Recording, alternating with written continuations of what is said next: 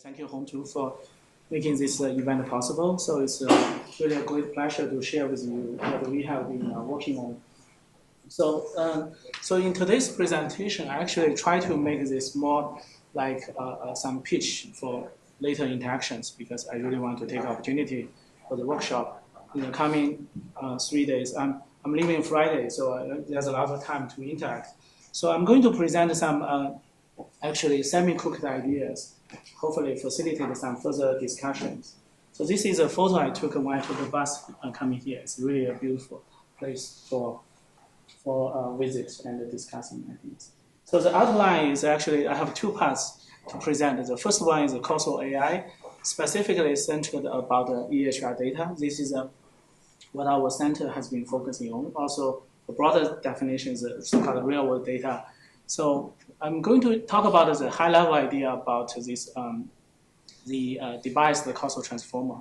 So by far, I think this is the very first debiased causal transformer for EHR data. And the key idea used here is the negative control outcomes. So along the way, we actually dived deeper. So there's a concept called NCO-powered inference that we are calling, and where it involves some so-called distributional inference, debiasing, and robustness. And actually, that also related to some digital twin idea that was mentioned earlier. The second part is more like a decade of effort. This is a framework that we have been working on for over 10 years. And there's a lot of engineering effort, infrastructure that we developed and we served the community. And then actually, there are a lot of feedback that motivated some new ideas. So for the sake of time, I'm only going to talk about the bolded part, the debiased causal transformer, and the PDA and the design. This is a more recent collaboration. We got contacted from WHO, where they have a multi-country study. I can hopefully show you guys how do we think about this problem, how do we deploy the model to help the WHO to facilitate multi-site study. I think Dr. Huang has already talked about what the GPT is about. I can skip this introduction. So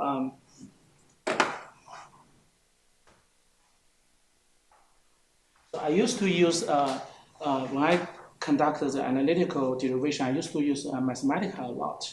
And now GPT actually is a very safe, pretty powerful alternative for conducting analytical derivations. And the GPT, if you really talk about what is the core idea, it's basically a predictive model for next token.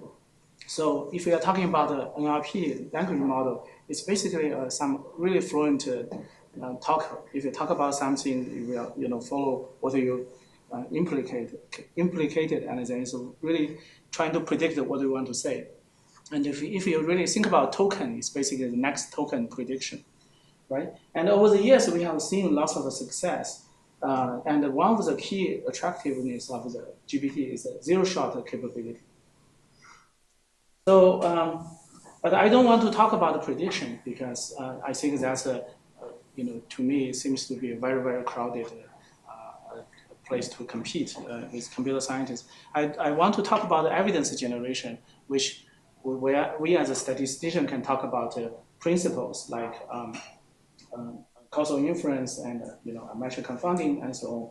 So let me just briefly talk about real-world data. It's basically any types of data that got routinely collected beyond RCTs.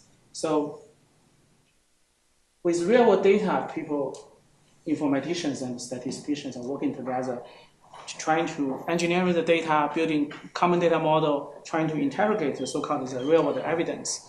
And Truth Talk earlier actually talked a lot about the FDA's adoption about real-world evidence. So about 2 years ago, Hongtu asked me to co-organize a GSM session. That was actually last GSM. The topic is about the foundation model. So I have been thinking about where can we use foundation model to advance clinical evidence generation. Actually, there are at least, to me, 3 important differences between prediction to evidence generation. The first, different from the prediction in the domain like NLP or computer vision, we want to generate evidence that are reproducible. And secondly, just like in predictive model, there's a concept called the spurious correlation. In evidence generation, the question is how do we avoid, the spurious association identified by the data. And then lastly, we want the interpretability. And so I've been working on the EHR data for more than 10 years, and then I'm just basically summarizing what I think about the EHR data. We all agree the data are highly heterogeneous, very messy, and so the key challenges are following. Phenotyping error, missing data. When people are trying to derive a phenotype, people use high throughput computer phenotyping algorithm, but no algorithm is perfect. So there's a lot of phenotyping error in the data. And heterogeneous visits. In the hospital visits, there are regular visits versus outcome-dependent visits. And the sample size is the issue. A lot of people, when people work on EHR data, they started with millions of patients, but after all, if you apply the attrition table, by the end of the day, you only have really a small amount of patients in your cohort. So using deep learning algorithm, it's data-hungry procedure. So we really often run into the overfitting situation.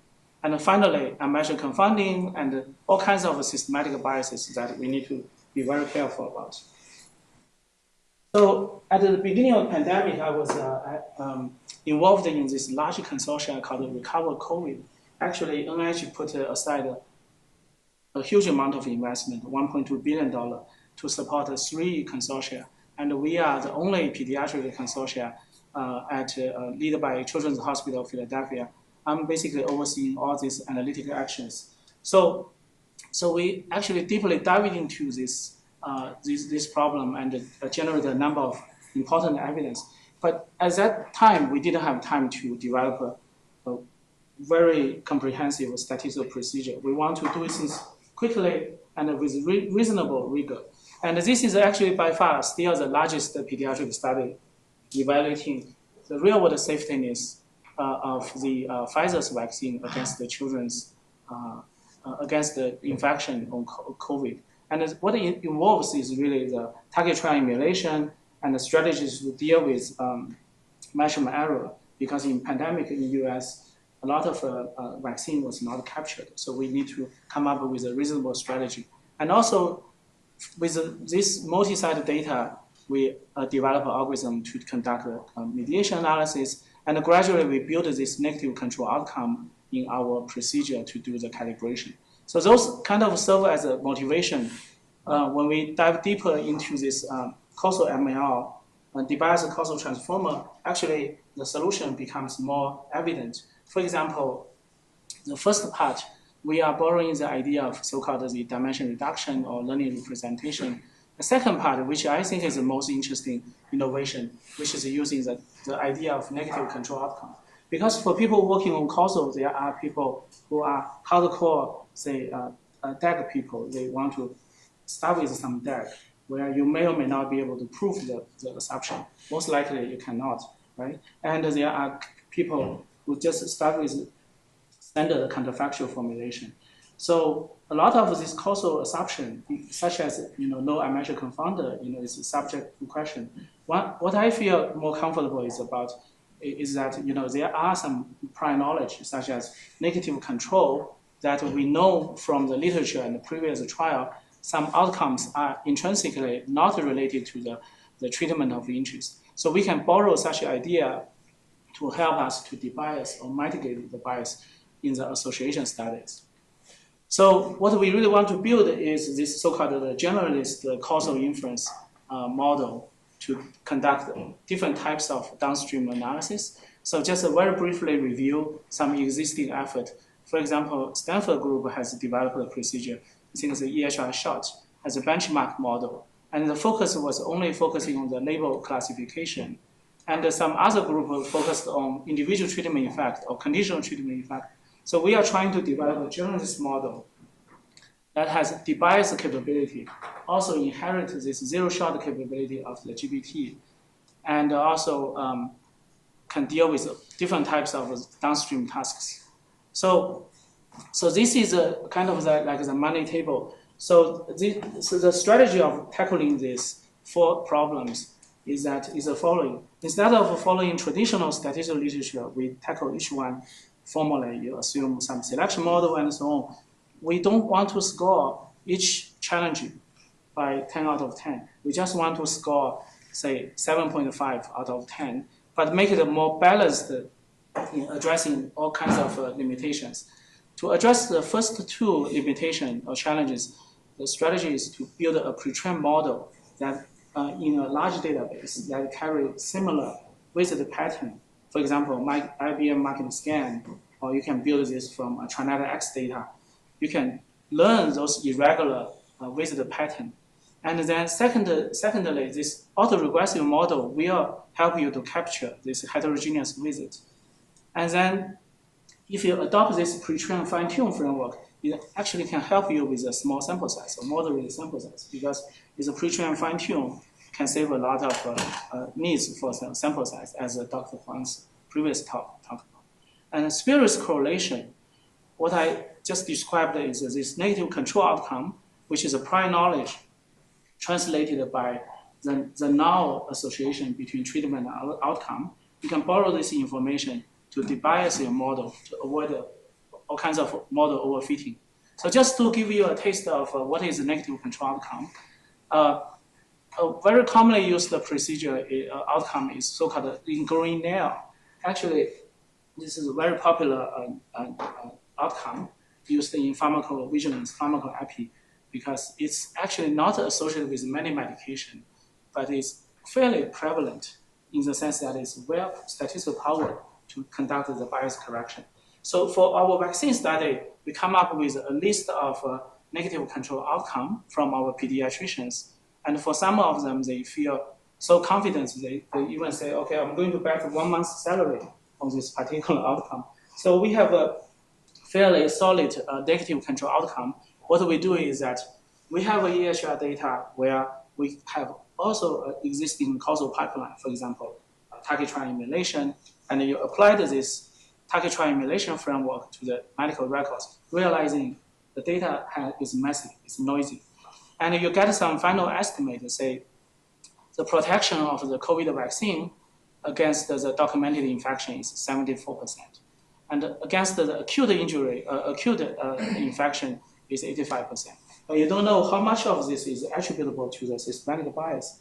But what you can do is that you can apply the same causal pipeline to each of these negative control outcome and see how they perform. And this is the forest plot. As you can see here, majority of them are close to 0, which is good news, right? You don't want this to be very far from 0, meaning your data is very messy or your causal pipeline is really horrible. And but if you look at the center of this, it's actually about 4% protection, meaning that on average, COVID vaccine is protecting those negative control outcome by 4%, and we know that's an artifact. And then you can deduct that 4% from this through a calibration procedure. And notice that in confidence interval also got widened quite a bit just to reflect the heterogeneity across the outcome. So this concept, I spoke with a health econometrician, David Ash, in our school, and he actually pointed out some much earlier reference in health econometrics. So back in the days, people find a phenomenon that if you have more physicians in a region, actually there are more demand. Seems to be an inverse causal, right? It's supposed to be more demand than you have more physicians. And then there's a very smart design they published called physician-induced demand for childbirth.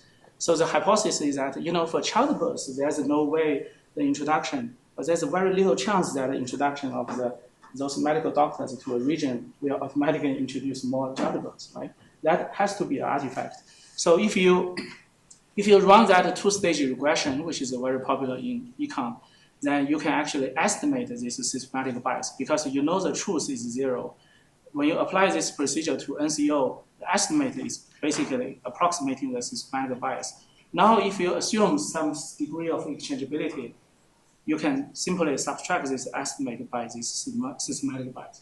That's a high-level idea, but there are ways to refine relax this idea. But so far, what I talk about is all about the post hoc correction. Basically, you get your estimate, you run the same procedure, do some post hoc correction. So because I tried to dive into this, foundation model, this more machine learning flavored model, I asked the question, can we actually integrate the NCO deeper into this causal inference pipeline? Turns out that this is our earlier attempt. So this paper is still under review at the Nature Communication, but suppose you have a source data where you can learn the visible pattern, you can pre-train the model, and then this is your target data, you can transfer the weight. So far, nothing different from traditional transfer learning, right? But what is interesting here, make it different, is that when you have whatever model, a transformer or other deep learning model, you have a bunch of weights. And you run this analysis to the downstream task for NCO, where you evaluate the estimated causal effect. In other words, you are doing some type of adversarial training. If the causal effect estimated by this procedure, this was specifically used to balance the covariance, say, covariance score model. If the downstream estimate is different from 0 for NCO, that means the causal pipeline has some biases. Then you can go back to adjust those weights. And then you can do this iteratively for all the NCOs and for all the possible treatment comparisons. And then this is what we call it the debiased transformer procedure. And after we debias this procedure, we can transfer this weight to a target population where you can either use the same weight or you can do a weighted average. So the mathematical notation is that you train an attention-based approach for the next visit prediction, and then you can impose some type of penalized likelihood, right? You can, for example, use conditional mutual information or partial correlation to penalize in the sense that conditioning on this learned representation space, the treatment should be independent with the negative control outcomes. So that's the idea.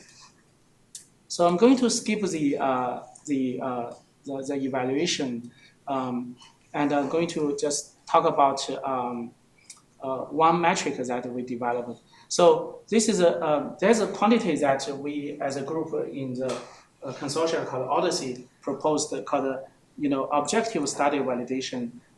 Basically, we have a group of objective metrics to quantify the readiness of the data in the FDA's term called fit for purpose. So one way to quantify this is use this score called EASE. So this EASE score is basically you put this causal effect estimate for negative control outcome in a final plot, and then you quantify, you calculate how close they are to 0, because in principle, if there is no noise, no systematic bias, they should be all centered around 0. So in another sense, it's a Wasserstein distance between this empirical distribution with a point mass as 0. So we applied the traditional target trial emulation framework versus our debiased framework. You can see the EASE score was reduced quite substantially across different types of causal estimate of interest. So, so this is just one working idea. Again, I feel it's still pretty shallow, naive attempt. But in reality, when we deploy this to this setting, it actually worked pretty well. As a side note, so people often, the number one question I got is, how do you know this list is valid, right? So there's a need to build some robustness to this list of negative control outcomes. So together with three postdocs and one student, and also with Yumo, who is here, we actually developed a more rigorous statistical framework using distributional inference. The first paper is still under review at the Science, but the later paper, we built some type of robustness through mixture model. It turns out that this mixture model is a finite mixture model, two-component mixture model, and it's asymmetric, and it also involves some convolution. Because it's asymmetric, F and G, turns out that you don't need a majority assumption of the NCO, meaning that you don't have to assume more than 50% of the list of NCO to be correct. You just need a non-trivial subset of NCO to be correct. So in a grant that we recently submitted with Yale on the knowledge graph, we are actually using knowledge graph to help us to generate a large number of NCOs. As long as we have, say, 5% or 10% to be correct, we can do a pretty good job in the bias correction. So that's the first part of the talk. And how many minutes? 10 minutes. But yeah, I'm ready for lunch. So. Okay, thank you. So very briefly, I'm going to talk about the PDA. The PDA is a framework that we worked for a long time, and the real motivation was really through the collaboration of with this community called Observational Health Data Science and Informatics, which the added S is also stand for statistics, but this is a group of really devoted researcher built this consortia to share data across country. So far it covers as many as 500 million patients across 80 countries. And I started working on this about 12 years ago, and I had the opportunity to dive to the source of this federated learning in EHR data. So as we know, in general, if you have multi-site data, you have broader population, you have opportunity to collaborate. But in reality, people talk about the privacy consideration, but I think it's probably even more important consideration is the communication. So for people who ever run a multi-site study, either in clinical trial or epidemiological study, you know the level of coordination across the sites is very substantial. So this actually motivated us to really focus on building efficiency in communication. So when about 13 years ago, there's a group of researchers at UCSD, now at Yale, Lucila's group. They built this P-scanner actually funded by Picori as a pilot project. They want to connect the different databases across California, and then they can run some commonly used epidemiological model, say logistic regression and Cox model. Those are the two most popular models as we know, right? But if you really dive into their algorithm, and I have to summarize it with one word, it's brute force. Basically, they are building this firewall, and then they have a central site to coordinate with different data partners. And we all know as a statistician, fitting logistic regression model or Cox model is basically Newton-Raphson or Fisher scoring, right? It's basically a weighted least square. You just do it iteratively. And years later, they found that they cannot. It's very difficult for them to expand this model to other settings because you have to convince the institute to connect their data with some central server and allow them to exchange data automatically. So there's a lot of privacy considerations. So that actually leads to what I call the non-iterative or communication efficient procedure. So this idea is actually not new. For example, meta-analysis or divide and conquer strategy. And for more sophisticated model, PCA, distributed LDA, and Michael Jordan and Jianqing Fan has a paper on the communication efficient surrogate likelihood. Those actually becomes very powerful tools to deal with the issue of iterative communication. So if we really step back to ask the question, do we really need to share patient level data? The answer is it depends. Depends on the complexity of the model and the design of algorithm. So let me bring everyone to the simplest possible model, which is the linear regression.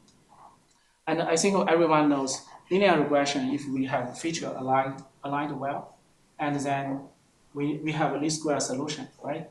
And it turns out that this least square solution can be reconstructed in a distributed way, meaning that this X transpose Y is just a p/1 vector can be calculated within the hospital. So this is a pretty profound in the sense that regardless how many million patients you have, you just need to share a p/p matrix, a p/1 vector. You can construct the estimate in a lossless, meaning that you get identical results as the pooled data. And one shot, there's no warm start or no initialization.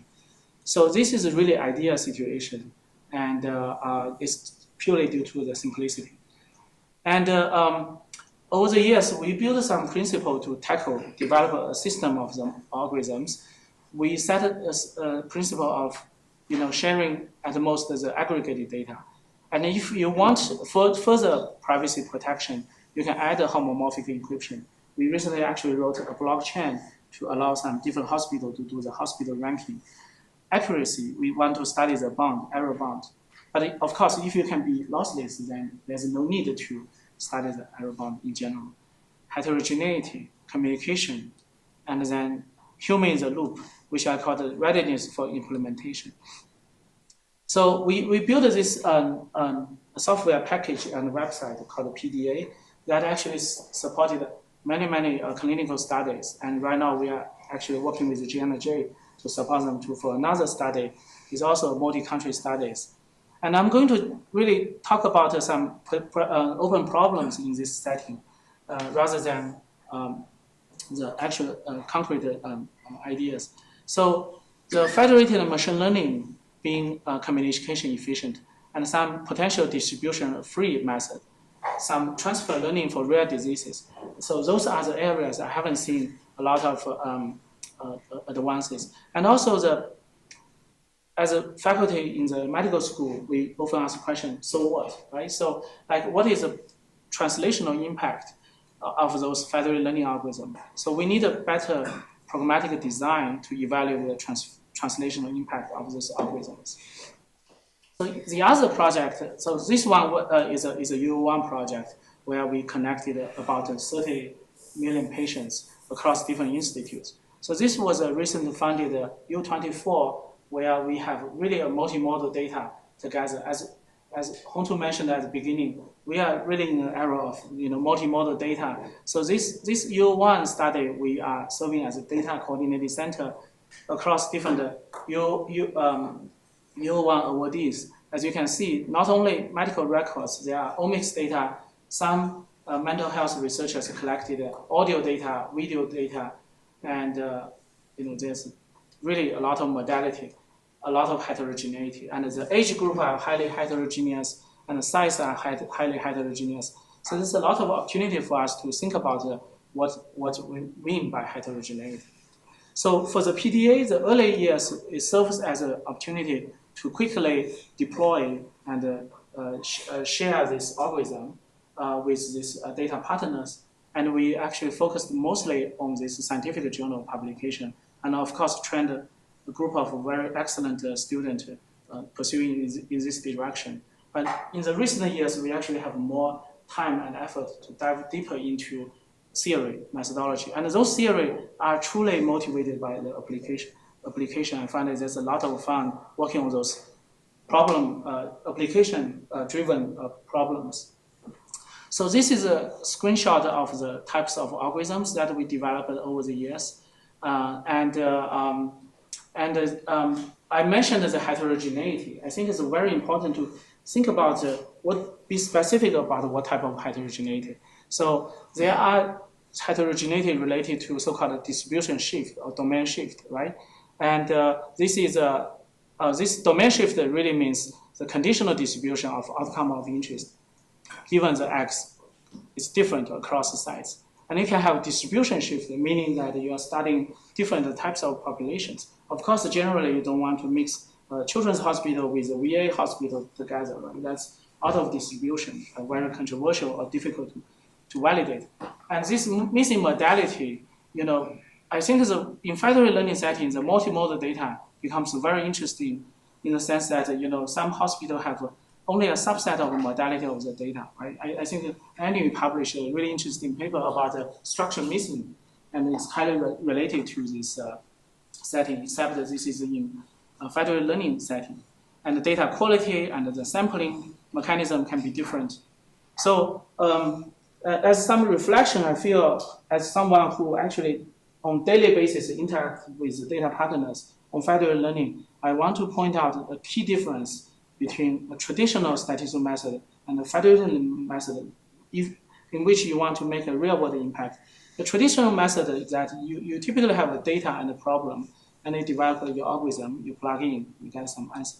But for the real-world setting, in EHR data setting, there's a concept called human in the loop. And I can share with you how it look like. For example, this is one of the Nature Communication paper we wrote, where we involved 12 sites. Okay.